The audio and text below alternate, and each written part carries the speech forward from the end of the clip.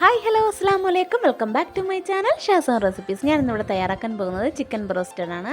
അപ്പോൾ വീട്ടിൽ തന്നെ എങ്ങനെയാണ് തയ്യാറാക്കി എടുക്കുന്നത് നോക്കാം. നമ്മൾ റെസ്റ്റോറൻറ്റിൽ നിന്നൊക്കെ കഴിക്കുന്ന അതേ ടേസ്റ്റിലാണ് ഞാനിവിടെ തയ്യാറാക്കി എടുത്തിട്ടുള്ളത്. പിന്നെ എൻ്റേതായിട്ടുള്ള രീതിയിലാണ് ചിക്കൻ ബ്രോസ്റ്റഡ് തയ്യാറാക്കിയിട്ടുള്ളത്. ഇതേപോലെ ട്രൈ ചെയ്തിട്ടില്ലാത്തവരുണ്ടെങ്കിൽ ഒന്ന് ട്രൈ ചെയ്ത് നോക്കണം. വീഡിയോയിലൂടെ പോകുന്നതിന് മുന്നേ എൻ്റെ ചാനൽ ആദ്യമായിട്ട് കാണുന്നവരുണ്ടെങ്കിൽ പ്ലീസ് ഒന്ന് സബ്സ്ക്രൈബ് ചെയ്തേക്കണേ. തൊട്ടടുത്തുള്ള ബെല്ലൈക്കനിൽ ഓൾ എന്നുള്ള ഓപ്ഷൻ കൂടി ക്ലിക്ക് ചെയ്താലേ ഞാനെടുത്ത വീഡിയോസിൻ്റെ നോട്ടിഫിക്കേഷൻ നിങ്ങൾക്ക് പെട്ടെന്ന് തന്നെ കിട്ടുകയുള്ളൂ. അപ്പോൾ ഇത് തയ്യാറാക്കാൻ വേണ്ടിയിട്ട് ഞാൻ 2 കിലോ ചിക്കനാണ് എടുത്തിട്ടുള്ളത്. നല്ല വലിയ പീസാക്കിയാണ് കട്ട് ചെയ്തെടുത്തിട്ടുള്ളത്. അപ്പോൾ ചിക്കനൊക്കെ നന്നായിട്ട് കഴുകി വൃത്തിയാക്കി ഇവിടെ വെച്ചിട്ടുണ്ട്. പിന്നെ വേണ്ടത് ഒരു 250 ഗ്രാം വെളുത്തുള്ളിയാണ്. അത് വൃത്തിയാക്കി വെച്ചിട്ടുണ്ട്, തൊലിയൊക്കെ കളഞ്ഞ്. അതൊരു മിക്സിയുടെ ജാറിലേക്ക് ഇട്ട് കൊടുത്തിട്ടുണ്ട്. പിന്നെ വേണ്ടത് ഒരു 3 മുട്ടയാണ്. അതും കൂടി ഈ മിക്സിയുടെ ജാറിലേക്ക് നമുക്ക് പൊട്ടിച്ചൊഴിച്ച് കൊടുക്കാം.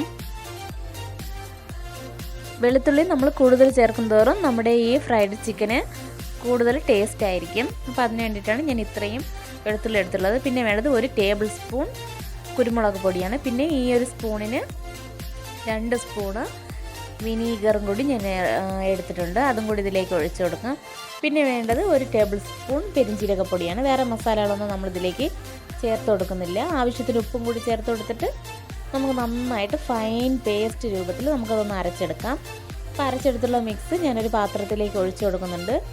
നമുക്കിതിലേക്ക് കഴുകി വൃത്തിയാക്കി വെച്ചിരിക്കുന്ന ചിക്കൻ്റെ പീസുകളിട്ട് നന്നായിട്ടൊന്ന് മിക്സ് ചെയ്ത് വയ്ക്കാം.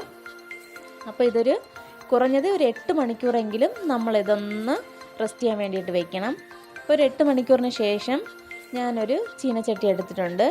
അതിലേക്ക് ആവശ്യത്തിന് ഓയിൽ ഒഴിച്ച് കൊടുത്തിട്ടുണ്ട്. പിന്നെ ഞാൻ 1 കപ്പ് മൈദപ്പൊടി എടുത്തിട്ടുണ്ട്. അതിലേക്ക് 4 ടേബിൾ സ്പൂൺ കോൺഫ്ലോറും കൂടി ചേർത്ത് കൊടുക്കുകയാണ്. ചേർത്ത് കൊടുത്തിട്ട് നമ്മൾ നന്നായിട്ടൊന്ന് മിക്സ് ചെയ്തെടുക്കാം.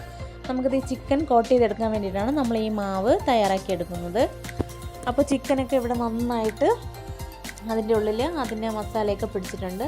അപ്പോൾ ഇത് നമുക്ക് ഓരോ പീസായിട്ട് എടുത്ത് ഈ മാവിൻ്റെ മിക്സിലേക്കിട്ട് ഡിപ്പ് ചെയ്തിട്ട് വേറൊരു പാത്രത്തിലേക്ക് മാറ്റി വയ്ക്കാം. ഫ്രൈ ചെയ്യാൻ ആവശ്യമുള്ള പീസെല്ലാം നമുക്കിതേപോലെ ഈ മൈദയുടെയും കോൺഫ്ലവറിൻ്റെയും മിക്സിലേക്കിട്ട് മിക്സ് ചെയ്തിട്ട് ഒരു പാത്രത്തിലേക്ക് മാറ്റി വയ്ക്കാം.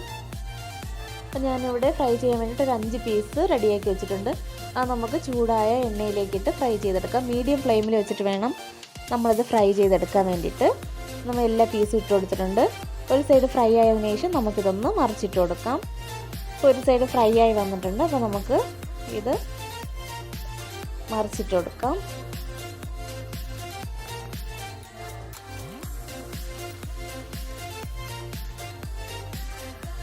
അപ്പോൾ അടുത്ത സൈഡും കൂടി ഫ്രൈ ആയി വന്നിട്ടുണ്ട്. അപ്പോൾ നമുക്ക് മറിച്ചിട്ട് കൊടുത്തതിന് ശേഷം 2 സൈഡും നന്നായിട്ട് ഫ്രൈ ആയതിനു ശേഷം നമുക്ക് എണ്ണയിൽ നിന്ന് കോരി മാറ്റാം. അപ്പോൾ ഇവിടെ ഞാൻ ഇട്ട് കൊടുത്ത ചിക്കൻ നന്നായിട്ട് ഫ്രൈ ആയി വന്നിട്ടുണ്ട്. അപ്പോൾ ഞാൻ കോരി മാറ്റിയിട്ടുണ്ട്. അപ്പോൾ ഇതേപോലെ ഇരിക്കുന്ന എല്ലാ പീസും നമുക്ക് ഫ്രൈ ചെയ്തെടുക്കാം. അപ്പോൾ നമ്മുടെ ഈസി ആയിട്ട് തയ്യാറാക്കി എടുക്കാൻ പറ്റിയ ചിക്കൻ ബ്രോസ്റ്റഡ് ഇവിടെ റെഡി ആയിട്ടുണ്ട്. നമുക്ക് ആ ചിക്കൻ റെസ്റ്റ് ചെയ്യാൻ വയ്ക്കുന്ന അത്രയും സമയം മാത്രമേ കൂടുതലാവുള്ളൂ. അപ്പോൾ തലേ ദിവസം ഇത് റെഡിയാക്കി വെച്ചാൽ പിറ്റേ ദിവസം രാവിലെ തന്നെ നമുക്കിത് തയ്യാറാക്കി എടുക്കാൻ പറ്റും. അപ്പോൾ എല്ലാവരും ഇതേപോലെ ഒന്ന് ട്രൈ ചെയ്ത് നോക്കണം.